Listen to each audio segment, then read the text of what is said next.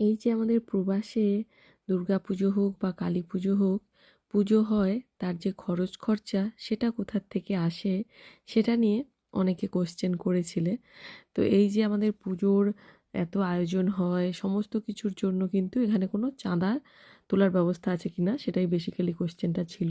তো যারা দর্শনার্থী বা পুজোতে অংশগ্রহণ করতে আসে তারা যদি ভোগ এখানে ভোগ প্রসাদ খেতে চায় তাহলে কিন্তু একটা নির্দিষ্ট অ্যামাউন্ট নির্ধারিত করা থাকে, সেটা দিতে হয়। তবে এমনি এসে ঠাকুর দর্শন করার জন্য কোনো টাকা লাগে না।